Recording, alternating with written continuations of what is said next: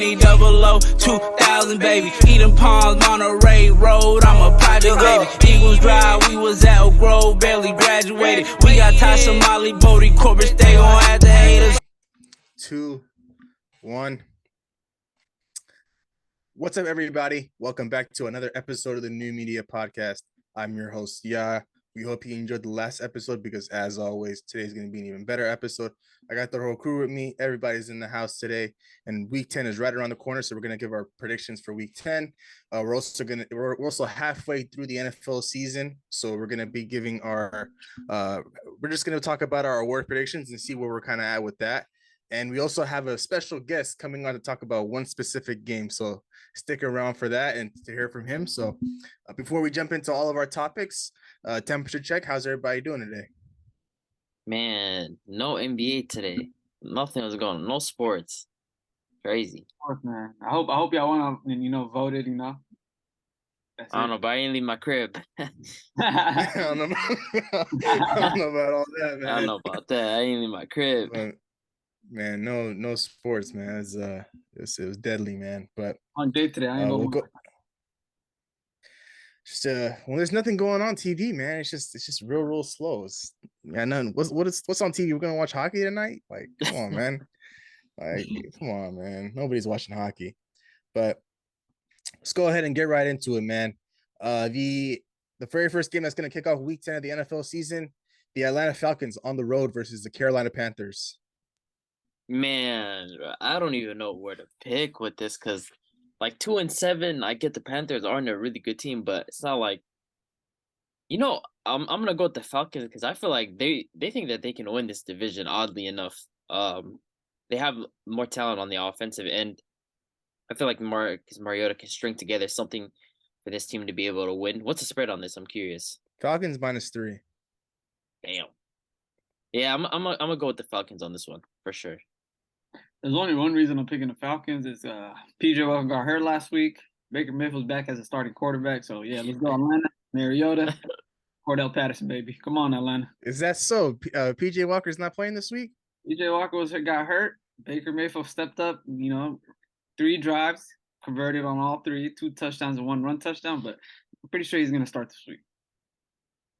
Wait, there's no way Baker Mayfield got in that game last week. Yeah, no, I recall him getting into the game, but 2 touchdowns and a rushing touchdown. There's 2 passing touchdowns in the from third Baker drive. Nah, okay, yeah, 2 passing touchdowns, yeah. Yeah, I'm saying the third drive they scored on a running touchdown with him. He didn't score. Oh, okay. But yeah, I feel like they're gonna start. It's still garbage time. I get it. Garbage time points. I don't know, man. There's some telling me to pick the Panthers in this one. Nah, I'm gonna stick with the Falcons. If I'm wrong, then I'm wrong. I think, Cordell Patterson, he'll be a lot more involved. He had limited touches last week, but the thing is with him, he takes advantage of all of his touches and all the opportunity he gets.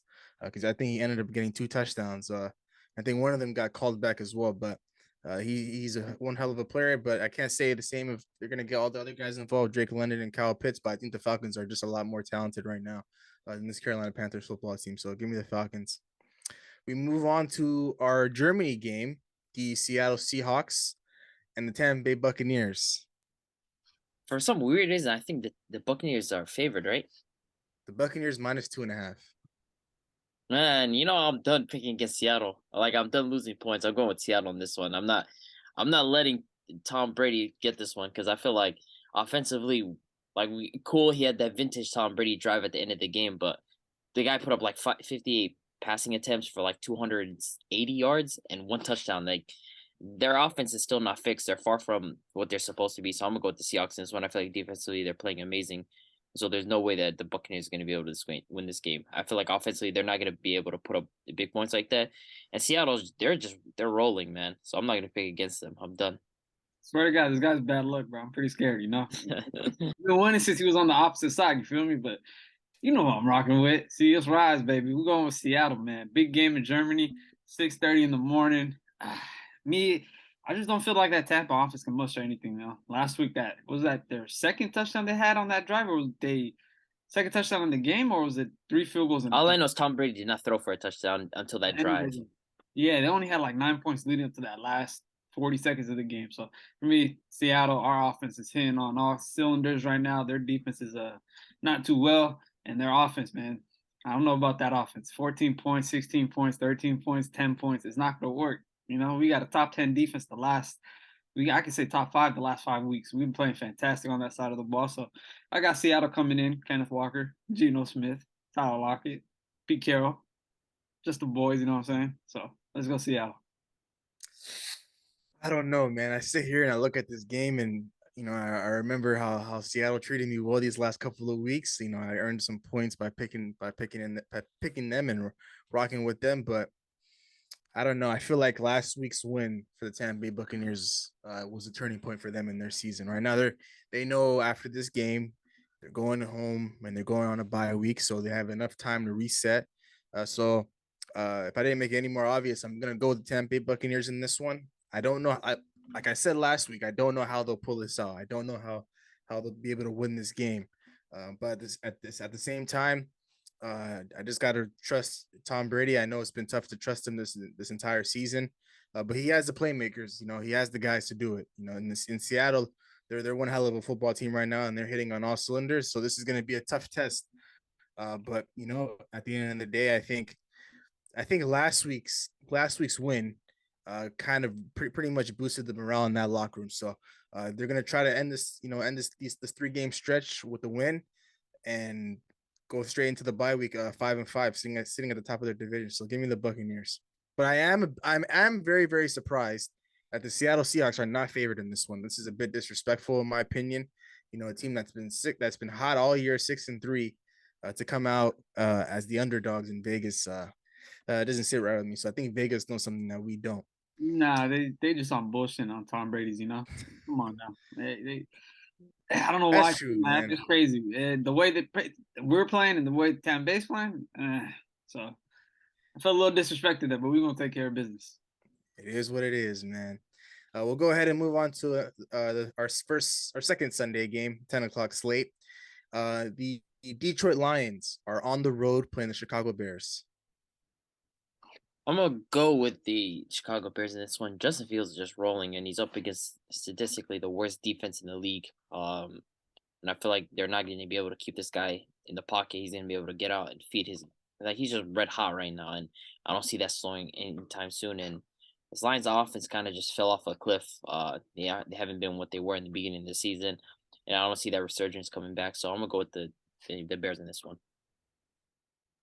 Yeah, I'm going with the Bears over the Detroit Lions. Still problems with Detroit with Swift and him not getting enough touches and injury problems. But Fields, his last couple of weeks, he's been playing fantastic. So him getting out of the pocket, him finding Cole Kmet, the run game, especially for him, is playing very well. So I expect him to come in. He's going to play great against the Detroit defense, who's been giving up a lot of points, and I think the Bears grind out a W.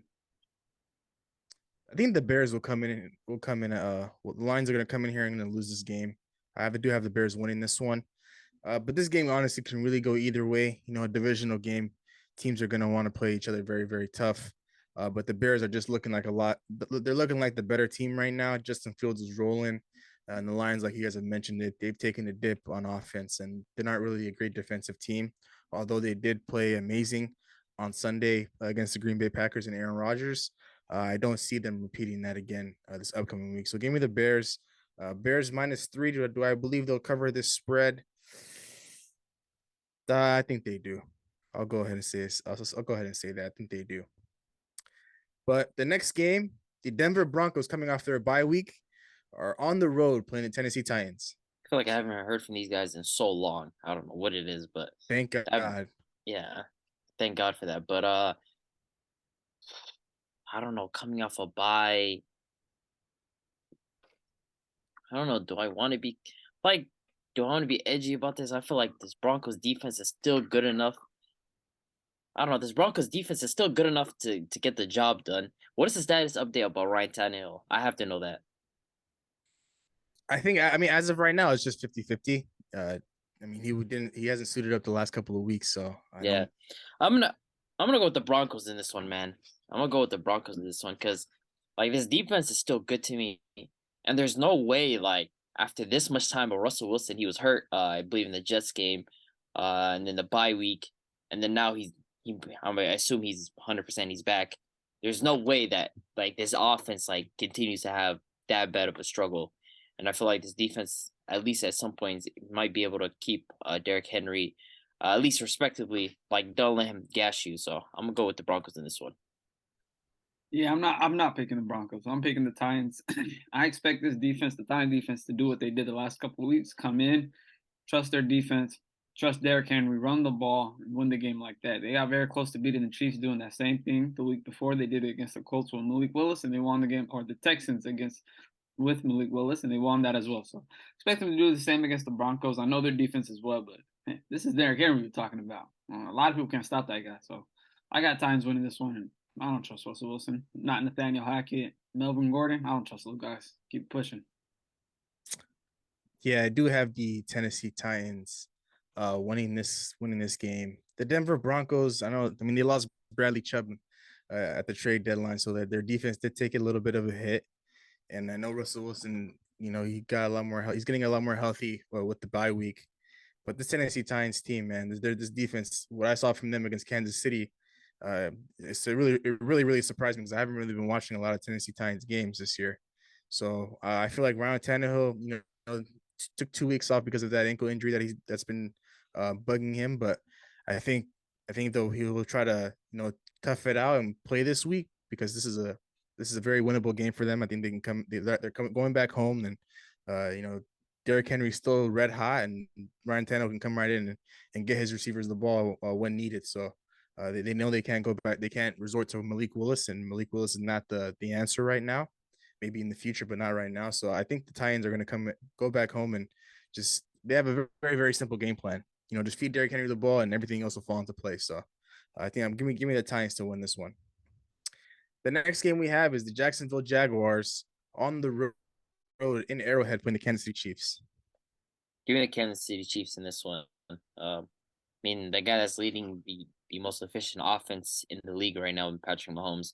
There's no question I'm gonna go against him. So it's pretty straightforward for me. I'm gonna go with Patrick Mahomes on this one. Yeah, pretty straightforward. I'm gonna go with Kansas City Chiefs. Jaguars, they got their good win last week, but they're gonna come back to the ground this week. I feel like that team's gonna have another good game against this Chiefs run defense, but Mahomes and co, they're gonna carry. Kansas City Chiefs are opened up. They opened as -9.5 favorites. I'm gonna put the Chiefs in this one. But do I think a guy like Travis Etienne can cause some problems against his defense? He probably will, but I mean, I don't think I can't picture a game where Trevor Lawrence is dominating, or just competing back and forth with a guy like Patrick Mahomes. So I think the Chiefs. This is probably a game for Patrick Mahomes where he might throw four or five touchdowns, a lot of deep plays, a lot of deep shots. But I think I'll take the Chiefs to win this one. The next game we have the Cleveland Browns versus the Miami Dolphins. Give me the Dolphins this one. I mean, Tyreek Hill and Jalen Waddle are gonna get wide open as possible, so all Tua has to do is just lay it off to them and hopefully not underthrow them. But they'll get the job done because I mean their offense is cooking. And I guess I mean I don't want to count out Nick Chubb in them, but I feel like they're just not going to be able to keep up offensively with this Dolphins team. So give me the Dolphins. I feel like this is gonna be a game that's gonna be extremely close. What's the spread on that? Dolphins -3.5. Yeah, I expect this game to be close. Browns coming off a bye week. They're going to get their defense healthy. They're going to go with their run game, but I feel like the Dolphins edge out on this one. Tua, Tyreek, Jalen Waddle, they've been on a hot streak, especially Tyreek, man. He's been cooking up. So I got Miami winning this one, but it's going to be a close game. I don't know, man. I don't necessarily get the trap game vibes from this game. So I'm gonna take the Miami Dolphins to win this one. Do they cover this -3.5 spread? I think they do. This Browns team, they should be doing a lot better than what their record is showing right now at 3-5. I think we say that each and every week. But at the end of the day, they're just not playing up to their what we expected them to play at this year. Jacoby Brissett holding down the fort. But the Dolphins team they'll win this game. They'll move to 7-3, and I think Tua will have himself one hell of a day. So, give me the Dolphins. The Houston Texans are on the road playing the New York Giants. Actually, wait, yeah. hold on. We find our special guest has arrived, and like I said, I hope you guys stuck around to this point of the episode. And if you guys thought I was the biggest Vikings fan, you guys haven't met this guy yet. So, without further ado, I'm gonna let him do all the speaking. So, I mean, the we already floor is see the yours. background. Oh, you already see the I'm background. in the locker room, gentlemen. the What's locker up, room. y'all? What's up, man? What's going on, man? I'm DSC, guys. Man, I just want to, straight off the bat, I honestly want to say you guys are doing a hell of a job. I'm just here to talk a quick Viking shit because disrespecting us. Ain't no 7-1 team that ever got this much disrespect, ever. We about to. It sucks because I've been reading some things and they talking about Josh Allen might be out this week, which is sad because we wanted all the smoke. But go ahead, Yahya, set us up, and then I'll give you guys my quick analysis about what will happen Saturday and my input and all that. I'll try to be as least biased as possible. For sure, man. That's- Before that's- we get that's into the gonna be game, very though, tough. for sure. Before we get into the game, though, I do got a couple questions for you. Let's go back to last season. Of course, throughout all of last season, we struggled as a team. Like we were in a lot of close games, and we came out on the wrong side of things. And now going into this year, what were your expectations from this Minnesota Vikings football team throughout the offseason before Week 1 kicked off? Yeah, because so last year, we had a lot of one-score games that we gave away, right? And a lot of the problems that we saw, there were even more problems that we didn't see because there's a lot of things that are happening behind the scenes. If you guys remember, our backup quarterback came out right before the season started, and how he and Zimmer never spoke, which is crazy. How do you not speak to your quarterback? And even Kirk Cousins, our starting quarterback, talked about how he had issues with Zimmer and all those guys. So going into this season, I didn't have a lot of expectation. There was a lot of hype. I was actually in the field of trying to hire the Michigan coach. Right, I wanted to see Harbaugh. that. Yeah, Harbaugh. I wanted to see how he would come in and try to replicate what he did in San Francisco some years ago. So I really wanted to see that. But when they went with our coach right now, Kevin O'Connor, I was iffy about it. So going into the season, I was like, I think we're probably going to be 500, a little under 500. I never expected a 7-1. I'll tell you that much. So I'm happy about it. I like what we do in offense, right? Jefferson seems to be getting open more and more. And even with all the attention that goes to Jefferson, it opens up other people, right? Think about it. We don't really have a second right receiver. Thielen Allen's better days are behind him, right? He seems to be struggling with one-on-ones. If you did one-on-ones a few years ago with Thielen, it was, a touchdown, 15, 30 yards, all of that.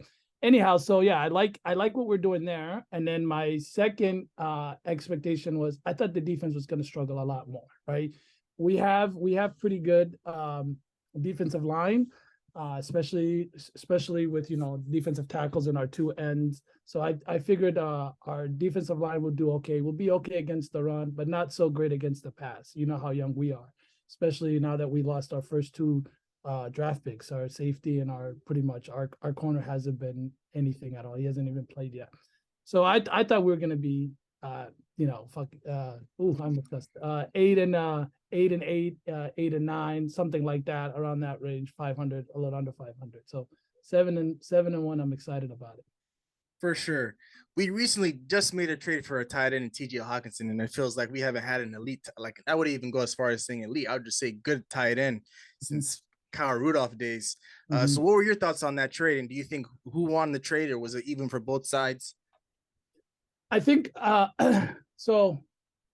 I think from the Lions' perspective, I think they really like their rookie tight end. He scored last weekend.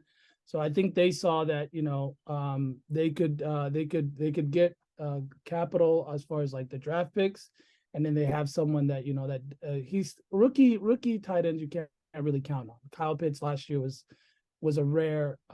He was top 5 pick 2 years ago. But anyways, so it's rare to get production from rookie tight ends. So I don't know how much he's going to be able to replace TJ. But from our side, I think we gave up a pretty penny But we were obviously Irv Smith wasn't getting it done, and on top of that, not only getting it done, he got hurt, right?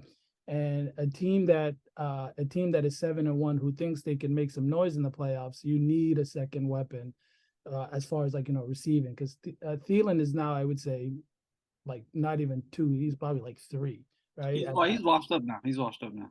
Yeah. His better I feel days. like his last couple years were very TD dependent, and now I feel like defense has adjusted a lot. It's more zone defenses. They're not giving up a lot of touchdowns in the end zone usually now too. So Thielen on the issue. Yeah, Thielen, I think we can all agree on his better days are behind him, and it's hard for him. He still has red zone production still in him. I think especially if you're gonna try to take away the run with Cook, and then you're gonna double Jefferson on the outside, I think he could still beat one-on-ones in short distances. So I think he can be productive there. But as far as moving the chains for you like he used to do, I think those days are behind him. So we needed to give up something to get TJ. So I think the first option was really, Brandon Cook from the Texans. There was a lot of chatters on, as far as reporters and also just fan blogs. A lot of people were mentioning that Cook would be something that we would give up a second-round pick for him. But the problem with that, from what I read, all rumors, by the way, what I read was that Texans wanted the Vikings to pick up the $18 million that comes with Brandon Cook the next year. So that didn't make sense. So I think our options were TJ and give up a little bit more draft capital, or give up a second-round pick, get Cook, and then you have to take on that $18 million. I think that $18 million they valued that more than a draft pick, right? So they gave. You feel like that would have been, because I don't know, the idea of Brandon Cooks in that offense, to me, it sounds better than TJ Hawkinson. At least like Cooks on one end, and then Justin Jefferson on the other end, and then Thielen as your third wide receiver. That's an explosive offense. I feel like Hawkinson's a weapon that a lot of teams can use, and especially in this pass heavy offense with McConnell, I feel like Hawkins can be a big piece. Brandon Cooks is Mr. 1K though. Brandon Cooks is Mr. 1K. Every year it's 1K. He is Mr. 1K, but with JJ, Dalvin, and now. And it's kind of hard to double JJ if you have Brandon Cooks. That's true. I think it doesn't matter who's on the other side, unless you have like a elite wide receiver. Jefferson's double team is happening, but the problem with the Cook, right? So here's two problems, right? The first one we talked about, which is the $18 million the next year. The second problem is if you still go make that deal, right? You still have a problem at tight end, right? Irv Smith's injury was also another factor to getting TJ. Not only did you give up more capital, but you still have a spot open, right? We don't have anybody behind Irv Smith that can come in and can play, right? So you kind of did the two birds, one stone type of thing with at least getting TJ, who's going to give you a position fill and need there, and also you don't carry that huge $18 million the following year, So we'll see this weekend. I think I pray that Josh Allen plays, but even if Josh Allen doesn't play, Bills are the Bills, right? They have Case Keenum there. Diggs is going to be playing his old team, right? So they're going to try to reproduce that Minneapolis Miracle. It ain't happening. It's a good matchup, man. Before we jump into our game analysis, I have one more question for you. A couple of weeks ago, I believe when we were 4-1, I think we were heading to Miami before the bye week. I think we had a little bit of a conversation, and I asked you, do you believe we're a legit team? And you gave me a quick no as an answer, and you said the same reasonings as you are right now. But now that we're sitting here at 7-1, heading into a big week, potentially if Josh Allen plays against the Buffalo Bills, do you believe that we are a legit football team, to like a Super Bowl contending team right now? So the fan of me is like, hell yes, right? No doubt about it. But the realistic of me, and me being a Vikings fan for so long, I see more hurdles that we have to overcome, right? And a big hurdle that sits in front of us is those birds that are Philadelphia Eagles, right? You saw what they did. They just kept adding more bullets, right? And then quietly, I think the Niners, it hurts to say this, the Niners, I think, have a better talented roster, right? But they also have a huge question mark at quarterback, right? Jimmy G gives it and takes it from them all the time, right? But I think CMC is going to address a lot of problems for them as far as, another weapon that they give to Debo. So I would my rankings, the fan of me is Vikings 1 and then everybody else. But the realistic of me is I think Eagles in the NFC 1, Niners 2, and then we are third. But if we get a bye and we get the Niners at home, it's 50-50.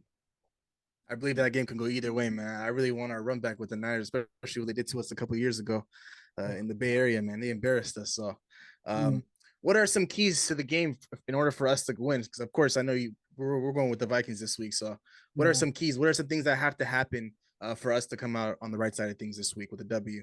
Yeah, I think it's the big fellas. I think it's both lines. I think it's the offensive line. If we protect and make open lanes for both Kirk Cousins and Devin Cook, I think we'll be on the right side and we'll end up with the W. And then as far as defense, I think whoever starts, right? What's his name? Case Keenum. Case Keenum, yeah. Case Keenum being short, if you put the bigger bodies that you put around him, it's going to be hard for him, right? He tends to throw the ball up. Him and the Commanders quarterback, they have the same problem, right?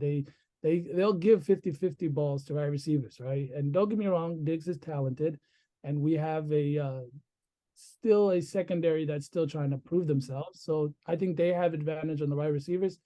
But I think the more big bodies that you put him around him, and we stopped. I don't think their running game scares me at all. They're obviously just their passing game. So the more that you put the big bodies that you put around Case Keenum, I think he's going to give you opportunities, right? And if we capitalize on those opportunities, led by those big guys, I think we'll still end up on the W side. That's fair to say. If Josh Allen plays, then I think we still win in overtime. In overtime. That's the fan. But Abdi and Big H, what do you guys think?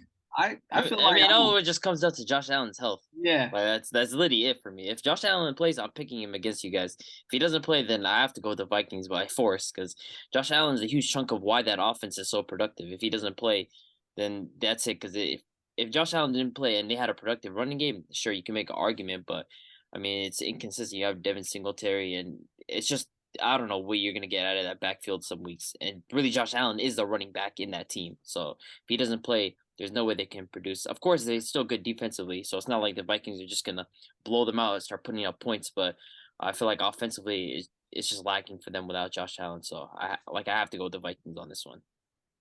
Like I said, if Josh Allen doesn't play, I feel like the Vikings come in and stampede them. To be honest, like the guy's the heart and soul. I don't know about a stampede though. That's a bit crazy. Of that team, I'm telling you, he's the heart. That's a bit crazy. He's the run game. He's the pass game. He creates everything. Him getting out of the pocket, making plays on his feet. Case Keenum can't do that, and their defense is kind of beat up right now. So, I feel like the Vikings, even if Josh Allen plays, the Vikings defense can come play physical like the Jets did against them. Yeah. The Jets defense is a different gravy though. The Jets arguably the best defense in the league right now. The game plan they came in. They came in with the game plan of beating them up. That secondary right now for the Jets is crazy. That second, I don't know about the best defense in the league. I think you can make an argument for them just by numbers and how they've been playing against teams. They've been playing to generate 3 turnovers on Josh Allen. It's crazy. It is crazy. Like I said. Not to change the topic, but you guys think that the Jets are for real? Do you think that it was just bad week for the Bills, or you think they actually really just put it? Nah, I think defensively they're real. They're real. Oh, for real. They got now their offense.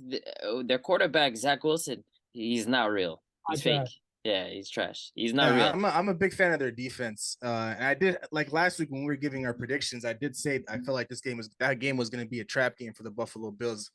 Going into New York and trying to get a win over there because the Jets, some weeks they just play extra hard and they just win games. And so I really thought that I picked the Bills to win that game, but my gut feeling deep down inside, I was like, okay, I think the Jets are going to win this game. But defensively, they're good. Their quarterback's going to hold them back. I think Zach Wilson, he won't be there next year.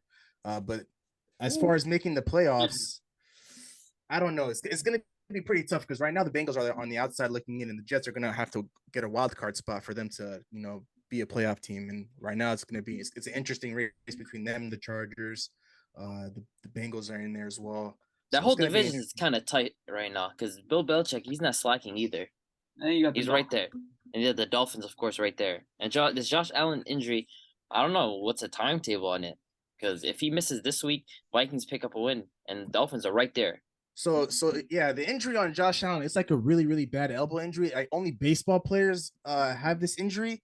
So like he's unable to like grip a football right now and throw, according to like Twitter doctors and stuff like that. So he's likely gonna miss this week and he's gonna be week to week, like Sean McDermott said. But I think I'll be hit around the head of everything that he said, the keys to the game. I'm agreeing right there with him. But before we let you go, we do have a Green Bay Packers fan here. So I was crazy. Right I was actually gonna ask. Oh, I was gonna ask your thoughts on my team this season. I need to hear it. Packers, man. Yeah, let's go. the North is ours, baby. How'd y'all lose to the Lions? Oh my God. I feel like I could score on the Lions. They got the worst defense. And you guys, 3 interceptions in the red zone. I think y'all season is done. Even Little Wayne came out and was trashing. He said you got to get rid of 12, right? Are you in that part of the fan zone, or you think? No, absolutely not. Because we paid him a huge chunk of money first off, and 12 is not washed. I keep telling people this. Like I watched last week against the Bills. 12 showed me what he can do. Now this week, right? Yes, no. Aaron Rodgers is far from washed. He's far from washed. He's not close to washed. Now is he the best quarterback arguably in the league? No, like I think. Like that should be solidified that he's not going to be that anymore. But he's still, like to me, an elite quarterback, and I really think he is. Because, like even this week, if you guys watch this game, and now as biased as it sounds, like David Bakhtiari, he really could have got that touchdown to him. Like it was just an inaccurate throw, and even the first interception, it got tipped, and it could have been a touchdown as well. Now, why were you throwing the ball in the red zone? And we have Aaron Jones. I don't know. That's a question for Matt LaFleur and Aaron Rodgers, right? I don't know what we have against Aaron Jones, but to me, this offense right now, I think this is a lost season. We have to just really look to our next season and think about what we're going to make in terms of trades for a wide receiver, just bettering this offense because, like, everything's just dysfunctional. And to point at 12 as the sole issue is just not it. Like, it's the whole team that's just not good right now, every single level. So we got to fire Joe Barry. We need to get wide receivers, and just 12 needs to play better. So that's the plan for the Green Bay Packers moving forward. So real quick, 2 rants before I sign off. I'll let you guys get back to your So first of all, thank you for having me. But here goes one of my rants. My first rant is, as a Aaron Jones fantasy owner, what the hell are you guys doing, man? So I sit there, right? And then the second thing, right? Just a quick summary from what I saw from the Lions game, right? I obviously watched the Packers pretty closely for North rival. For hater reasons. For hater reasons, for sure. Let me drink on that real quick. But no, but honestly, I think the the rookie defensive end made a hell of a read on that one. I don't know if he's watched Hutchinson. Yeah. Hutchinson got him good on that one. I don't think that was like 12, whatever, like arm talent not being there or not being able to read a defense or something like that. I think those types of plays just happen, whether it's film study, whether he saw something. I think that happens. But if you look at my problem with 12, right? I agree with you. I definitely don't think he's washed. I think he still has 4 to 5 good years ahead of him, right? Where he could be a productive quarterback on a playoff team. I think the problem that he has is he's not the old Aaron Rodgers where he can elevate talent like he used to, right? Keep in mind, what's his name? The wide receiver that just left. Davante Adams. Davante Adams also struggled the same way as these rookies were doing the years ago. Nelson, that left also. We were ready to cut Davante Adams. Yeah, so like all of those problems were there, but Aaron Rodgers was Aaron Rodgers at that time, the Hall of Famer that he is. He was able to elevate that talent. He just is not that level of the quarterback. But as far as him and moving forward with him, I don't know if he's worth that same money that you guys gave him. But I definitely do think the talent is still there. I just don't think he can elevate his surroundings like he used to be, right? And then going back to the Aaron Jones thing again, what the hell are you guys doing, bro? AJ Dillon, first of all, should not. Thank you. We were talking literally on our Monday recap. We were talking about this. I told these guys this from the start of the season because y'all had AJ Dillon on his fantasy team, right? Week 1 when I traded it to him, I told him I don't want to see this guy on my team. I don't know what's his obsession with the fact that he has big quads, he looks big, he's supposed to get us a 1 or 2 yards. Like, no, every time, I swear, every time Aaron Jones touches the field, it's 5-6 yards minimum. He's one of the most explosive running backs in the league. Matt LaFleur, I don't know what he did to Matt LaFleur. I don't know what's going on with that Packers team, because right now, for some weird reason, we don't like to hand off the ball. Like, I don't understand. It would make sense if we had someone like Devontae Adams, because if we had Devontae Adams, okay, sure, you could throw the ball to Devontae Adams however many times. That's fair. We don't have Devontae Adams. And we decide, okay, no, let me just hand the ball off to AJ Dillon for 1 or 2 yards. For what reason? And even then, we didn't even do that in the red zone. We threw 3 red zone picks. So you don't hand the ball off to a guy who gets 1 or 2 yards max, and then you don't get Aaron Jones the ball. So what's the plan here? So I mean, it's frustrating to watch as a fan. Like in any single scenario, like if my sports teams are doing bad, I could always rely on the Packers being good. That's the one thing I always had on Vikings fans, and now I don't even have that no more. So it's tough. Yeah, The safety blanket is no longer there, The safety man. blanket is gone. Yeah. One more thing I like. The problem, the thing, the quad thing is stupid. But the problem is whenever you invest, draft capital, Aaron Jones was like what? I think like a 7th round or 6th round, some very late draft pick, and AJ Dillon obviously second rounder, I believe. Second round, or was it first round or second round? Second rounder, I believe. Jordan Love was first round. AJ Dillon was second round. You're right. So that's the thing. These coaching staffs and these front office guys, they're humans at the end of the day. They have egos. They have to try to prove themselves right. So they'll feed AJ Dillon when they should not be, and it is hurting the team more than it's helping the team. So that's my rant on AJ Dillon. And if you have him anywhere in fantasy, drop him, guys. Oh yeah, I just traded him today, so he's no longer on my team. But I forgot he just sent him to me. I'm about to drop him. I got you. He's Big H's problem now. But the Minnesota Vikings big game this week, and funny thing is we're going into the gauntlet right now. Buffalo, Dallas, New England, and the New York Jets. So 4 weeks from now, we could be talking about this team in a completely different light. I'm hoping we come out of this thing 3-1 and at best 4-0, and hopefully we can bring you back to talk more Minnesota Vikings football, man. Thank you so much for tuning in. We really appreciate your time. Yeah, thank you so much for having me. Best of luck. You guys are doing a wonderful job. Keep doing what y'all doing, man. Thank you so much, man. Appreciate you, man. Oh, baby. And I'm out. Go Vikes. Get out that locker room, man. With that being said, we'll go ahead and move on to our next game, which is We didn't do the Houston Texas Giants game, though. Yeah, we didn't. That was the game I was going to get to right now. The Houston Texans on the road playing the New York Giants. The Giants are coming off their bye week, I believe.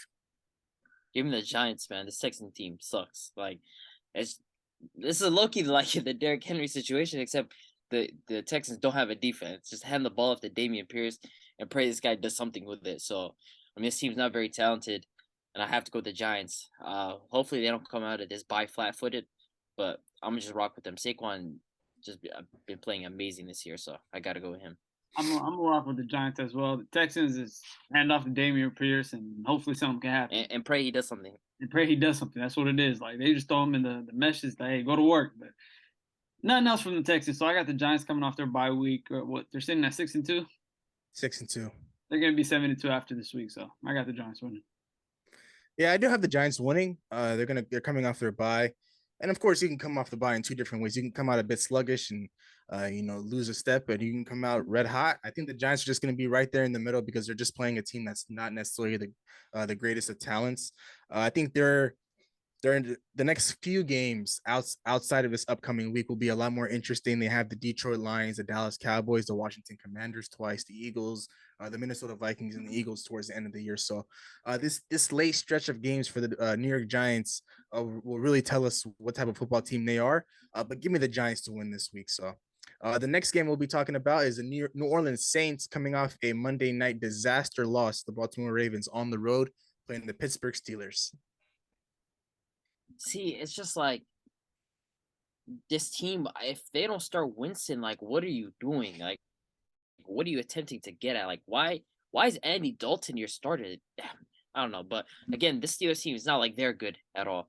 And thank God I haven't sat down to watch the Steelers game because that offense is terrible. From the offensive coordinator to Najee Harris getting 1 yard to carry. That whole team just terrible. It's just bad on the eyes. So, of course, the injuries that they had defensively, I'm going to go with the Saints in this one because I feel like they're the better team. Chris Olave's been playing great, and Alvin Kamara, of course, when Andy Dalton is not overlooking him, is a very good running back. So I got to go with the Saints in this one. I think the Saints come out and win this one. The last couple of weeks they've been losing games. Andy Dalton been making a couple crucial mistakes, but they still been putting up points. But I feel like the Steelers team has no identity on offense. They got a solid defensive base, but when their defense is on the field too much, it's like at some point you can't do much. You're gonna get tired. You're gonna give up a touchdown, and that's it. So Steelers offense nowhere to be found. I'm gonna go with the Saints. Hopefully Andy Dalton, shows up, finds Olive and Kamar hoops. So I got the Saints winning. I'm low key getting a feeling that this is going to be a trap game. Well, not necessarily like the craziest trap game. I got that feeling too as well. I kind of got a feeling like the Steelers are going to come in here and coming off a bye week, they're fresh and they're gonna get this win. So, give me the Steelers. I gotta go bold this week. I gotta pick one. I gotta go bold one time in one of these games. So I think the Steelers are gonna come in here. They're gonna get Najee Harris the ball. I think now that Claypool's out of the offense, Deontay Johnson will be a lot more involved. I want to see Deontay Johnson get in the end zone. He hasn't gotten the end zone once this year, I believe. And I know Najee, he's been sluggish all year. I think he finds the end zone this week. I mean, the Ravens were able to run all over the Saints defense last week. So I'm expecting, I hope Najee, I can't say I'm expecting. Wait. You're expecting? Don't compare that. No. I'm not expecting anything. Not compare those whole lines, please. Yeah, I don't want to go as far as to say I'm expecting him to do to run all over them. I hope he runs all over. I just hope he runs all over them. And I think the Saints, man, they got nothing going for them right now. Losing Michael Thomas, Jarvis Landry's still banged up. He's been out for 3-5 weeks now. All they really got is Kamara and Chris Olave and Andy Dalton. After what I saw from him on Monday night, I picked him last week to beat the Ravens, and he costed me a point. So give me Kenny Pickett and the Steelers to beat the Saints. Now we move on to our 1:00 games. The Indianapolis Colts, coming off a fresh head coach firing this week, are on the road playing the Las Vegas Raiders, who just blew a 17-0 lead to the Jacksonville Jaguars. Okay, I'm going with the Raiders in this one because there's no way the Colts have an offense to come back in a game if the Raiders go up. There's just no way. So I'm going with the Raiders. Like, I feel like any game that the Raiders play, like, I pick them just because they're the more talented team, but like you can never rely on them. But I have to go with them. Like, I'm forced to. This Colts team's not good. So give me the Raiders in this one. God damn, man. I gotta pick Derek Carr in this one. Yeah. There's no him way or Sam Ellinger. There is no way I trust Jeff Saturday and Sam Ellinger to come into a game and actually win a football game. That is pretty tough right there, But picking Derek Carr, man, that's going against my values, my core values. Yeah, I got the Raiders winning.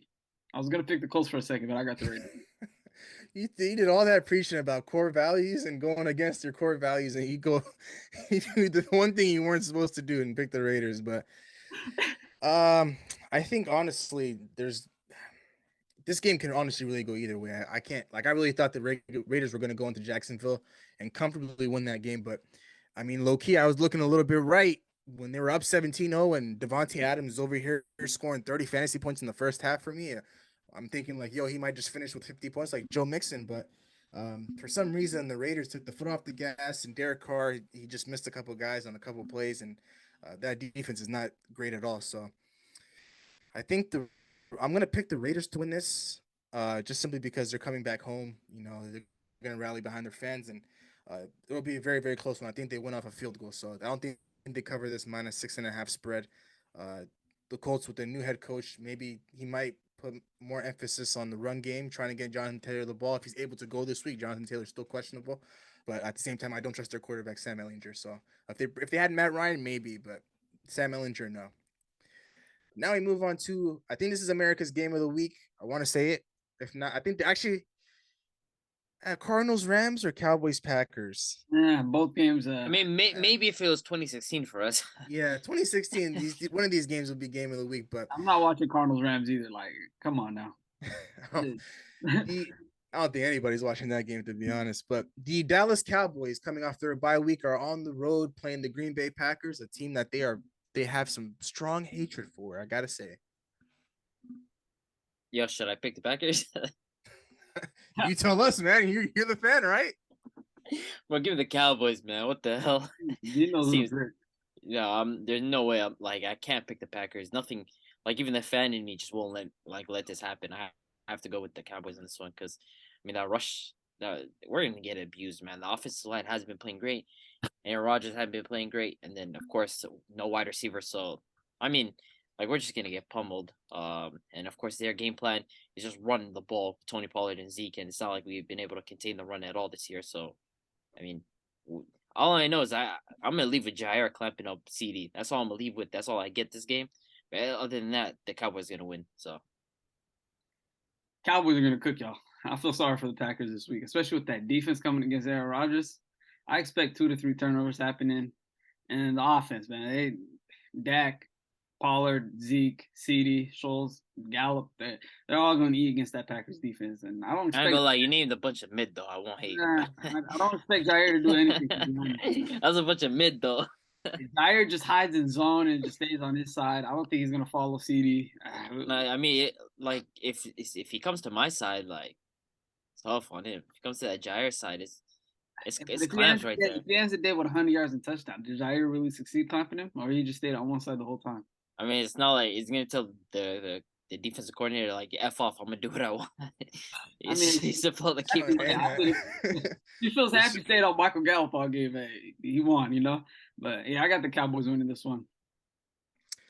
Plain and simple, I'm picking the Dallas Cowboys and any other team that plays the Green Bay Packers moving forward. Like I said in our last episode, Cowboys minus 5.5. I think they win by a touchdown, maybe even 10 points. That's how bad this Green Bay Packers team is. I think Micah Parsons gets home to Aaron Rodgers maybe once or twice. An interception. That's not really Aaron Rodgers and who he is. I don't really think he throws a lot of interceptions like that. Last week was just one very bad, rare occurrence. He's Aaron Rodgers. Majority of the time, he does a very, very good job at not throwing interceptions and throwing picks and stuff like that. But we have seen him turn over the ball quite a lot more than usual. But the Dallas Cowboys, with Zeke coming back healthy, I think Jerry Jones said on his radio show that he's going to be ready to go to play this week. They're just going to do two things. They're going to run the ball, and Dak Prescott's going to play action out of that, and the defense is going to do their job. So give me the Cowboys by at least 10 points. You guys know what's hilarious? It's a Mike McCarthy revenge game. I completely forgot about that. Man, but we're putting up 17 points per game. The Cowboys are allowing 16 points per game. That's jokes, man. So the over under is 43. You're taking the under on that? Yeah, for sure. Taking the under on that. Fair enough. We'll go ahead and move on to the next game. The Arizona Cardinals, sitting at 3-6, are on the road playing the Rams, who are sitting at 3-5. It's such a mid game. It's hilarious. This is like a mid off, man. This is worse than Mac Jones and Zach Wilson. This is such a mid off. I'm gonna go with the Cardinals here because, like, at least I've seen some flashes offensively. In comparison to the Rams, just they just stink, man. That team just stinks, but at the same time, Ramsey on Hopkins, that's a marquee matchup. Damn, this is a tough one. Do I really want to go with the Cardinals on this one? Hey, man, you said it. No, I'm going with the Rams in this one. Come on, man. I'm going to go with the Rams in this one. I mean, like, it's tough. This is a crazy mid-off. Like, these two ugly twins. Like, I don't know what's going on with these two teams. They stink. So I'm going to just go with the Rams this one because I feel like Ramsey on Hopkins is a big difference maker. And this can be, I think, of course, Cooper Kupp's going to do what Cooper Kupp does. And it's not like the Cardinals are any much better offensively. Like, both these teams, they're not playing great. So I'm gonna just go with the Rams. This one is a toss of a coin for me, so it's tough. Heads or tails? Heads for Arizona, tails for Cardinals. All right. You better flip that coin, man. It's tough, bro. It's tails. Who did I say tails for? I believe the Rams. It was tails for Arizona. Tails for Arizona. We're going with Arizona. Yeah, that's all you can really do for this mid-off. Ain't nothing else left. I got Arizona. Let's go.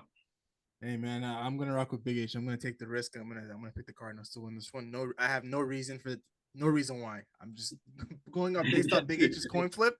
That's my predictor for this week. Oh. But give me the Cardinals. Moving on to our Sunday night matchup. This is a much more interesting game. After we leave the afternoon games, you have a nice Sunday night football matchup. The Los Angeles Chargers coming off their bye week alongside the 49ers who are coming off their bye week. The Chargers are coming here to San Francisco with the matchup with the 49ers. So what do you guys got? Give me the Niners, man. Give me the Niners because this offense is just too good, man. And the Chargers, like they have it, they let teams get up big early. They let them go 14-0 or 17-0, whatever the case may be. And the Niners are just too disciplined. They're too good. Once they get a lead, that to just blow it, and they're not gonna let the Chargers just inch back in and win the game. So, give me the Niners team. They're to me that offense is just too much for the Chargers to handle. So. Yeah, I agree with you there. I feel like the Chargers offense is still not as explosive as it can be. They're still missing a couple players on the offensive side, key big players like Mike Will, Keenan Allen's like those two guys are big players, and they're not playing against the Niners this weekend. It's going to be tough for Herb. So I got the Niners, that explosive. Yeah, Mike will for sure. I don't think he's Mike Will for sure. He's going to be out. Yeah, Mike Will's out 100%. Even if Keenan does come back, he's still going to be. If Keenan is out, but like, yeah, I mean, if he's out this week, he might as well just sit out the rest of the season and consider retirement. It's tough. The hamstring's done if he's out this week. So yeah, Niners, CMC, Kittle, they're gonna Ayuk, Debo if he's back this week. It's a very explosive offense. They're gonna have a field day against that Chargers defense. So I got the Niners win. I'm afraid for what the Niners are gonna do to the Chargers on primetime, man. Like, at first, when you're looking at the schedule, when you see the Chargers with their offseason acquisitions and the Niners, and we know how good the Niners are as a team. Now that they added Christian McCaffrey, we're looking at the schedule when these two teams can meet up and play each other. It's going to be an interesting game, but I don't think this game will be interesting whatsoever. I have the Niners winning this one. I think the spread right now is -7. I do think they win by 10 points, man. This is one of the most deadliest teams in the NFL when they're healthy, especially when they make the playoffs. Like this is like one reason why I talked about them so highly a couple episodes ago. Like this team, you add a guy like Christian McCaffrey to this arsenal. Debo Samuel is going to be coming back healthy this week off the hamstring injury, coming off the bye. He got a lot more healthy. Kittle, he's been getting a lot more involved. Ayuk's been stepping up. Man, this team really pretty much scares me. Like our special guest Abdi said, if they come to Minnesota for off a bye week for us, like I'm looking forward to that matchup because I really want to get back with this team. But going back to this game, I think the Niners are going to do what they always do: defense first, running the ball on offense, and Jimmy G slowly throwing the ball here and there, not really airing the ball out like that. A lot of yak from Debo Samuel and George Kittle, Ayuk, and CMC. But the Niners are going to come in here and execute and win this game pretty comfortably because the Chargers without their weapons, they're pretty much they're not a good football team, and they're going to come. After this game, they're going to be sitting at 5-4 in the AFC conference. That's pretty tough. You got teams like the Bengals that are on the outside looking in right now, which is crazy to say. So the team that just made the Super Bowl, fighting for a wild card spot, the Chargers have to really step it up. Especially, we had them win their division, and now the Kansas City Chiefs are looking like the favorites right now. So the Chargers don't have any room for error after this week. But go ahead and give me the 49ers by 10. Moving on to our last game of the week on Monday night, a divisional showdown between the Washington Commanders and the Philadelphia Eagles. The Philadelphia Eagles are at home in this one, I believe.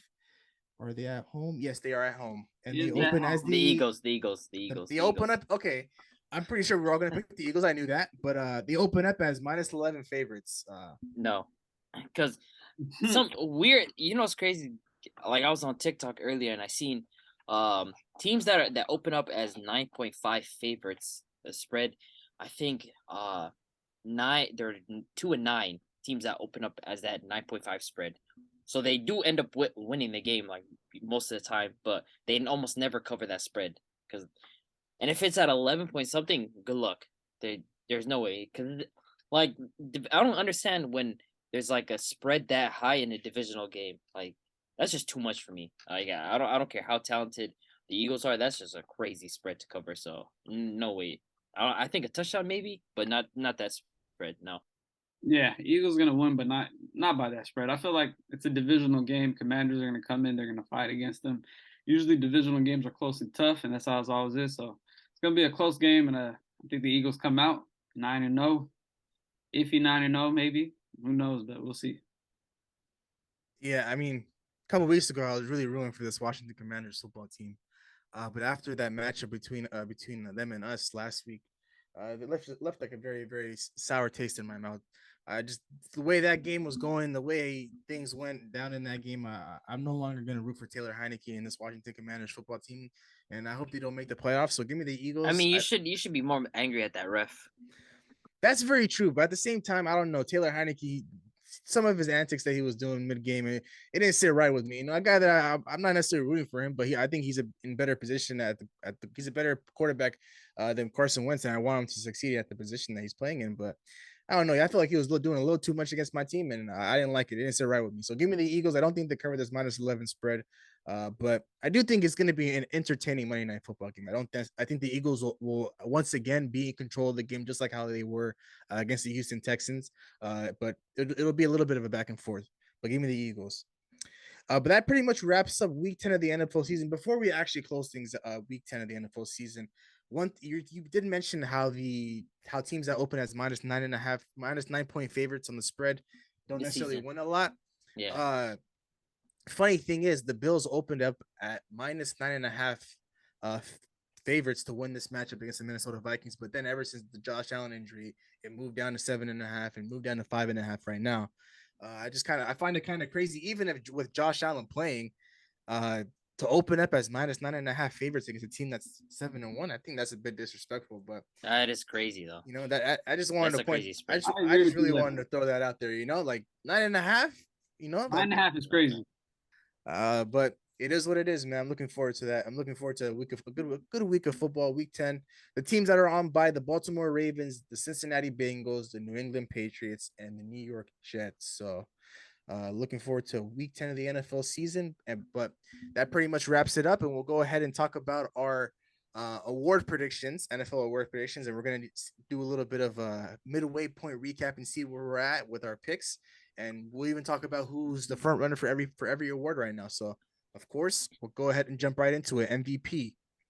So to start off, in preseason, I had picked Josh Allen to be my MVP, and I mean that was a reasonable take. The guy was like second before he got hurt.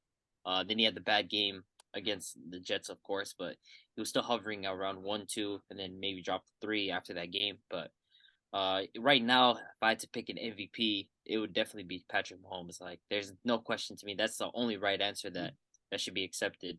That he's the MVP right now. That's the best quarterback in the National Football League. So, yeah, for me, I had Herb as a preseason MVP, but due to a lot of circumstances and injuries, and on the offensive line, on the defensive side, his receiver core. Yeah, he's not MVP, but for me right now, at this point of the season, I have Mahomes number 1. The way he's been playing, the way his team been playing, he's been on some crazy stuff. And another year he's cooking up, so I got him number 1 right now.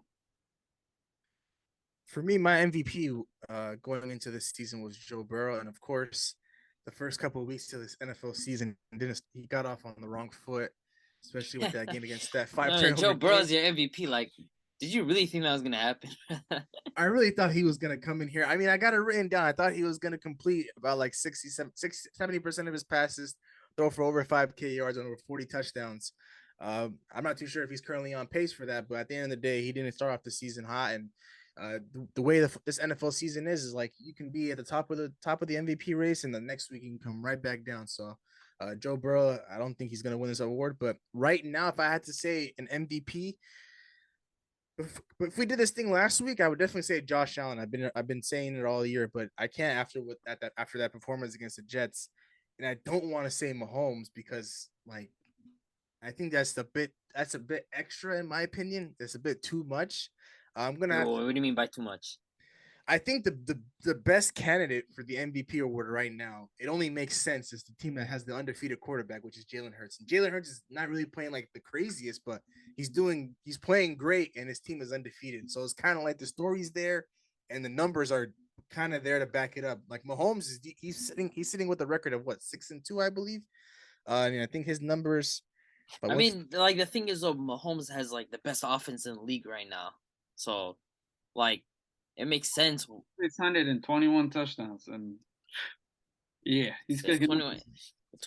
Mahomes is. I'm not gonna go as far as to say like Mahomes is like a bad answer, you know. But I just feel like it's not necessarily fair to a guy like Jalen Hurts, to not be like in the consideration for this award. But like if Jalen Hurts had like some better stats, and like he's not playing bad. Obviously, he's playing good. But like if he had like better stats, then I would be like, okay, that's a reasonable like take. But at the same time, like if he had better numbers, Like this guy's putting up 21 touchdowns and 6 interceptions. That's crazy. Nah. Yeah, I do believe Mahomes. Mahomes is playing crazy. He's playing, even with we thought. Well, I personally thought, he was going to take a step back without Tyreek Hill, but at the same time, I did say I was done doubting him. And once again, he is having himself one hell of a season. But we'll go ahead and move on to Offensive Player of the Year. So initially, in preseason, my pick for the Offensive Player of the Year was Justin Jefferson, and I feel like he's been playing great. I mean, throughout the season, outside of those 2 weeks where he like kind of ghosted and he struggled. I feel like he's been playing great, but there's been another guy that's just been head and shoulders the best wide receiver in the National Football League, and nobody's been close. The guy that's on pace to break Calvin Johnson's record, Tyreek Hill, just been playing absolutely amazing. Like it feels like every game is just 140, 140, 120, 140 with this guy. Just an absolute machine at the wide receiver position. So Tyreek Hill, that's the pick right now for me at the Offensive Player of the Year. So Yeah, I picked JJ as well, but he's having a great year. I think how much yards is he on? Yeah, eight some. eight some, I believe. He's up there. You feel me? But Tyreek, man, he's just on another level right now. You feel me? 1,106 yards, 4 or 5 touchdowns. He's playing phenomenal. So Tyreek right now, he's on pace to win offensive player of the year, and he's on pace to break Calvin Johnson's record, which hasn't been done yet. So shout out my guy Tyreek. Yeah, this one's pretty much we're all the same on it. I did have Justin Jefferson coming home with this award. And he hasn't really played. He's played good. He's played pretty much great all year outside of those 2 games like Abdi mentioned. And I feel like at this point with Justin Jefferson, he's had a couple of weeks where he's had a little bit over 100 yards, and he's maybe cracked over like 100, like maybe 110, 125. And not many people are talking about it. I feel like that's where we're at with him. Like that's like a quiet week for Justin Jefferson. The explosions that we saw from him in the beginning of the year, like 146 yards, 186 yards, like you hear about those, but when he has 125 on 8 catches, not so much. But nonetheless, he's having a hell of a season. But like you guys have mentioned, man, Tyreek Hill, head above shoulders. He's just above everybody right now. 1,100 yards on 76 catches. Like we were questioning Tua whether or not, you guys were questioning. Let me rephrase that. You guys were questioning whether or not Tua was going to be able to get him the ball. I didn't have any problems with it. I just didn't. No, I think mean, it'd of be course, this like good. if he's wide open, like congrats to Tua for getting him the ball. Nah, Tua's done a hell of a job, getting his weapon Tyreek Hill the ball. They went out in free agency and they traded for you. They traded for a guy Tyreek Hill and they added him to this weapon group, and Tua's making the most of it. So Tyreek. If you guys had to have honorable mention at offensive player of the year, who would yours be? I gotta go Derrick Henry. No disrespect to anybody else out there. Yeah, I was gonna go with Nick Chubb. Nah, I was gonna go with Nick Chubb. I'm gonna say Derrick Henry. I mean, if somebody said Saquon Barkley, I wouldn't even be mad at it. I wouldn't be mad at that either. There's a lot of honorable mentions that are. I feel like those 3 running backs would be good. They're all good picks.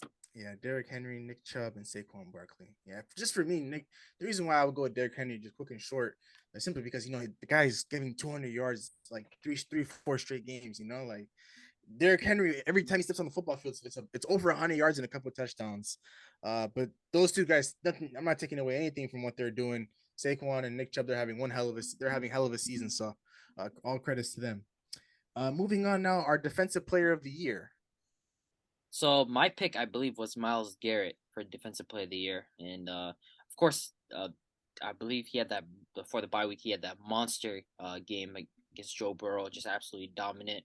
But this guy's been like the primary key for this team. Michael Parsons, man, this guy been absolutely ridiculous for this Cowboys team. I mean, there's no other words to describe how great he's been playing. Just feels like every game is just 1 or 2 sacks, just easy for him. Just dominant on this Cowboys defense. So he's my Defensive Player of the Year. But if I had an honorable mention, it would be Matthew Judon from the Patriots, man, leading the NFL in sacks. This guy's been. Bill Belichick just does what he does, man. He leads the best defense in the league for a reason, man. Like one of the best defenses in the league for a reason, because Matthew Judon's just been playing great. So that would be my honorable mention. Yeah, for me, I had T.J. Watt, but T.J. Watt got hurt. I think what was the second game of the season? First game. Matter of fact. against the Bengals. He had like 4 sacks that game too, if I'm correct. Like he was I think he cooking had up. an interception too. And He was balling out that interception. game, He's man. balling out. Like I said, if he was playing right now, You're on pace. I was on pace already. I was already. And he got up hot, you know, like had him all Hey, around picks. He got up. He My got up on the honorable hottest mention foot. though, I'm gonna use this guy was Nick Bosa, and I still feel like right now 8.5 sacks. He's hooping. He missed a couple games as well. I think he missed 2 games, right? If I'm correct, he missed 2 games, sitting at 8.5 sacks on a defense that been hurt. So I feel like he's been playing well.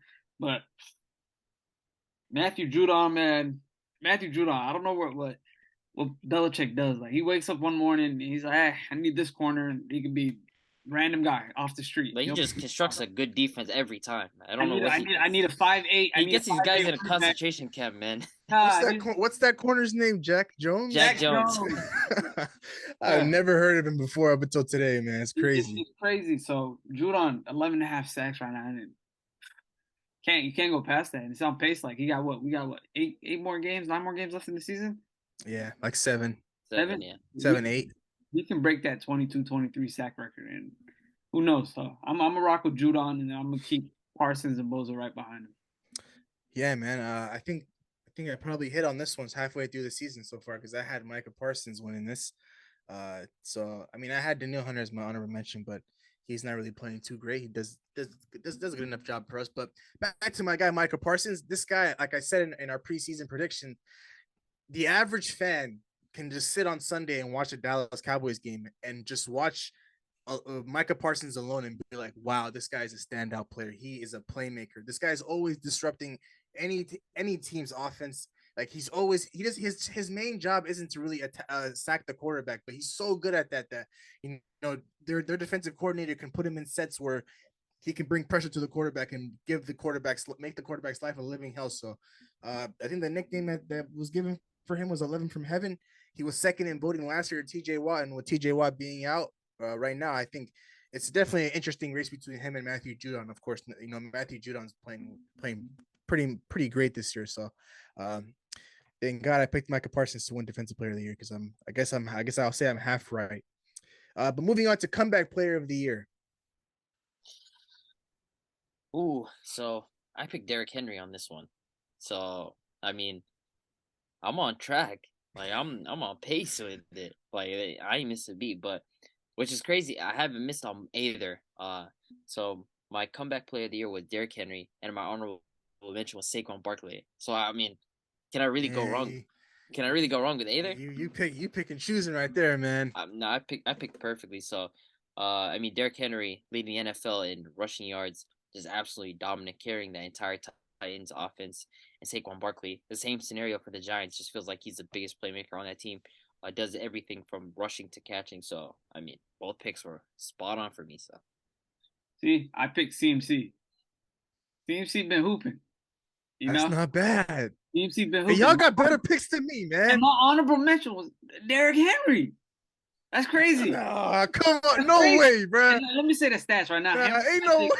Henry's total yards is he's at like 9. No, he has 980 in total. Are you talking about like total everything? Yeah, 9. It's like 980 in total with 5 touchdowns. CMC sitting at 870 at 5 touchdowns. You know what I'm saying? So they're right next to each other, and they're both coming back hooping. And I'm forgetting about Saquon too. And Saquon is like he's right there next to them. And it goes back to a couple years ago when those 3 guys were just at top of their game, and they're one of the best running backs. So for me, I probably right now I'll say Derrick Henry 1, CMC 2, Saquon 3.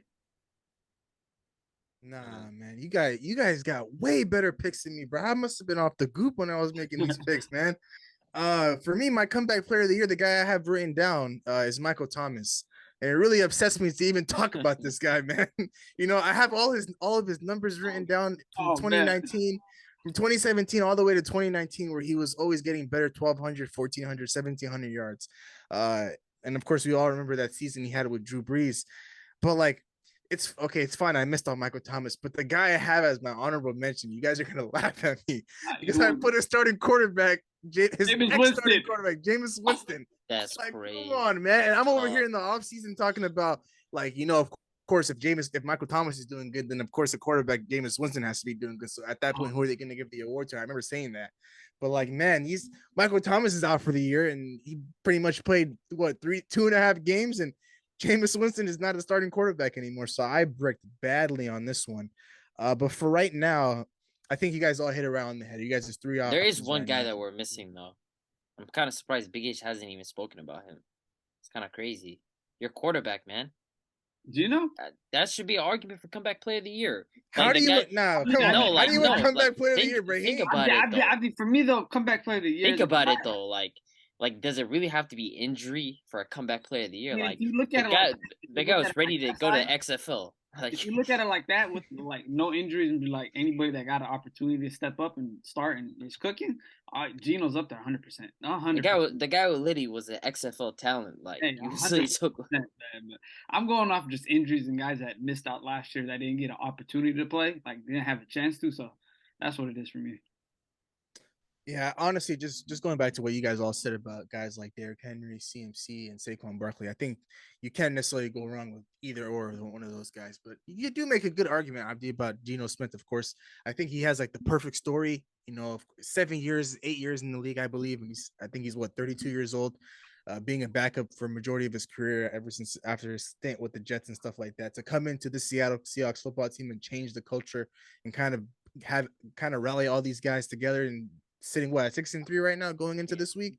That's an amazing story, man. So if Etienne isn't a bad one either. Didn't he tore his ACL? Yeah, Etienne's not a bad pick either. There's a lot of good guys, man. And I'm over here, a lot of good guys, and I'm over here right now. Yeah, Michael Thomas, man. He's not a real player. Oh my god! One thing for sure, I'm never drafting him in fantasy again, and I'll never talk highly about this guy ever again. This is like the final straw with this guy. But we'll go ahead and move on to offensive rookie of the year.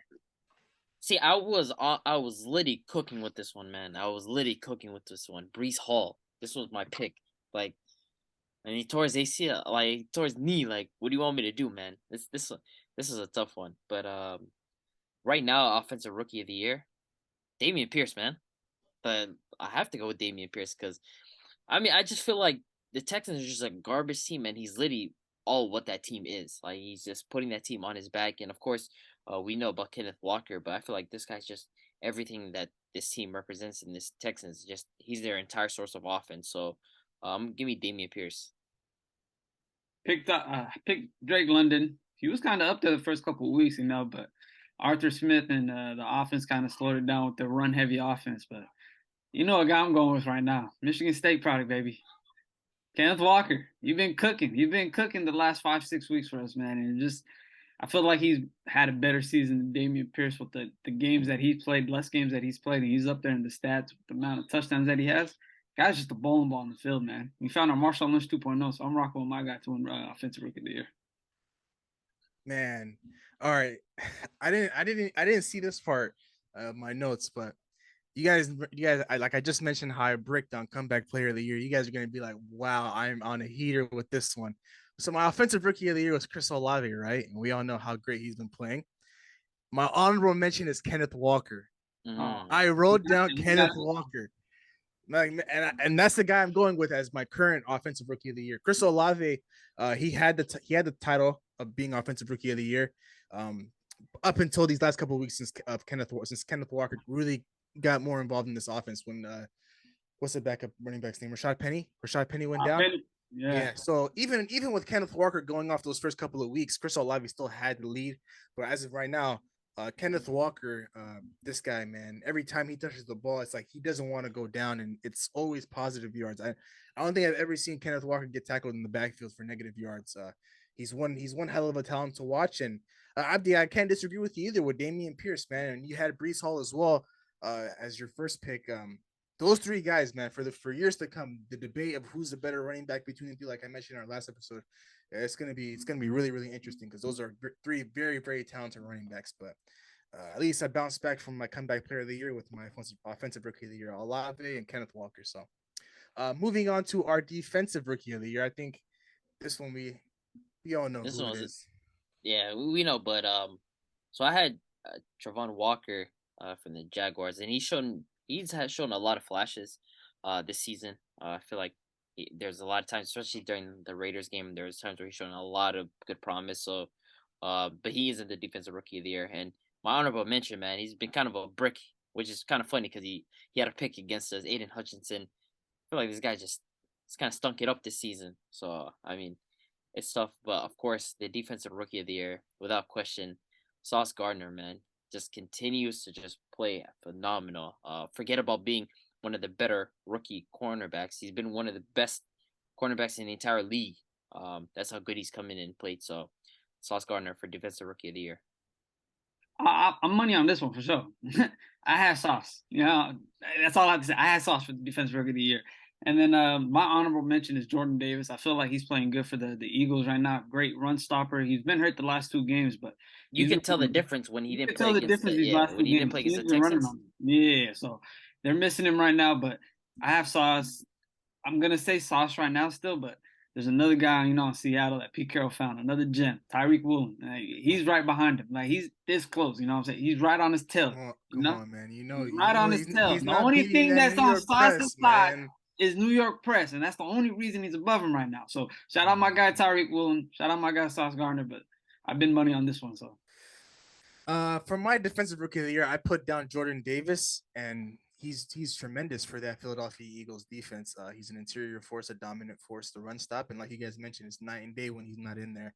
And my honorable mention has been Aiden Hutchinson, and I guess that was like our safety blanket when we're making these picks. And this year, he's not really like crazy impressive. He only like I was watching a little bit of film on TikTok on him. There was some guy that was critiquing his game. He's just really like a power edge rusher. He's just gonna try to run through you. And a lot of offensive linemen, they're just gonna hold their own. And if Aiden Hutchinson is not gonna hit you with the move, he's really not gonna be effective in the game. And I think he had a 3-sack game against the Washington Commanders. And going back and seeing those sacks, there was one of the worst like 3-sack games from a defensive end that anybody could have watched. So, but man, the defensive rookie of the year right now. If it wasn't if Sauce Gardner wasn't in the league right now, I think it would be between Tariq Woolen and Jordan Davis. But man, this guy Sauce Gardner, each and every week, you know, we see him get tested with these wide receivers. He's gone up against Stephon Diggs, Jamar Chase. Those are the only 2 I can think on the top of my head. But I think there's plenty more receivers. Cooper. There's just a lot of guys that he goes up against, the wide receiver ones, man. And each and every week he's stepping up and he's showing out for that New York Jets football team. And, you know, a defensive team, a defensive group led by Robert Saleh, man, he's got those guys ready to go. So Sauce Gardner is the current defensive rookie of the year right now, week 10 of the NFL season. But the very last one, coach of the year, man. So my coach of the year pick was Kevin O'Connell from the Vikings, and that isn't a bad pick at all. Like, I mean, they're 7-1 reason, but I don't know, man. I'm stuck between Nick Sirianni from the Eagles and Brian Daboll from the Giants. I'm gonna go with Brian Daboll because like the job that he's done with that Giants team, like nobody saw this coming from a mile away. Like he came in and he just gave them an identity right away. Like these guys have just been playing phenomenal. He has a young group of guys, and he just whipped them right into shape. So I'm gonna go with Brian Daboll. But if someone went with Nick Sirianni, I would not be mad. I mean, they're undefeated for a reason. So yeah, for me, I had Nick Sirianni actually winning head coach of the year. I was pretty surprised that I actually did pick him, but looked at the Eagles schedule, and you can tell right now they're sitting at 8-0 on coast to at least 16-1, maybe 17-0. Who knows? But right now, I think I'm going with Pete Carroll. I really think I'm going with Pete Carroll. We traded our star quarterback away. People thought, I especially thought as well, and I know you guys thought that we're not going to have a fantastic season. It was going to be a 2-win, 3-win season, tank for a quarterback, redraft, recapitalize, you know, but we're coming out strong, man. This guy Pete Carroll found some gems around the team. We got, you know, Uchenna Nwasu sitting at 7.5 sacks, Tyreek Woolen with four interceptions, Kobe Bryant with 5 forced fumbles, and our offense, man, Geno Smith, DK, Tyler Lockett, he got guys to buy in. So I got Pete Carroll right now as a coach of the year, 6-3, maybe 7-3 Sunday. So we'll see. For me, I wrote down my head coach, Kevin O'Connell, and I'm not necessarily saying it's a bad pick, but usually when you try to win an award like Coach of the Year, you kind of have to have a little bit of a story, a little bit of an interesting story of why you should win this award. And for Kevin O'Connell, it's not really like a crazy story because there was always potential with our offense. You know, we have Kirk Cousins, who's not the greatest quarterback, but he's not the worst quarterback. We have a running back like Dalvin Cook, Justin Jefferson, Adam Thielen, and you add TJ Hawkinson to this right now. So it's not really like it's not like he took this team from the ground up and built this team to like and exceeded expectations. A lot of people had high expectations for this Minnesota Vikings football team coming into this year. So that's why I believe that Kevin O'Connell's not really getting coach of the year shots, but he's doing one hell of a job. So no disrespect to my guy. That's my coach. But if I had to give this award to one coach right now, it's definitely the Giants coach Brian Daboll. But if you told me Pete Carroll, I would not be mad, simply because you lose your starting quarterback that you had for 6-7 years. Like, tanking is in your rearview mirror. Like, you're supposed to tank like for the next 3-4 years. You're supposed to be looking at high draft picks and draft prospects, quarterbacks that are coming out of the next couple draft class. And of course, it's not easy to hit on a rookie quarterback, in upcoming drafts. But for a guy like Pete Carroll to trust his guy Geno Smith, he didn't even trust the guy he traded for. He trusted the guy that was already in the system, sitting right behind the starting quarterback that he just traded away. And to have this all work together right now at 6-3, it's amazing to watch. And the Giants coach, man, he came in there from day one and demanded excellence. Guys like Kenny Golladay and Kadarius Toney, who's no longer a part of the team, like, it doesn't matter who you are, like what name value you hold. Like, if you don't work your ass off each and every day, there's going to be a guy behind you that's going to take your spot. And right now you have Saquon Barkley, who's in contention for a comeback player of the year. And then Daniel Jones. We've all been very critical of Daniel Jones, but me personally, simply because he was a turnover machine these last couple of years. But now he's lowered the turnovers, and now he's turned the turnovers into rushing attempts and rushing yards and rushing touchdowns. And now we're seeing a different version of him with the better offensive line. So I got to give credit to Brian Daboll and this New York Giants football team and this franchise.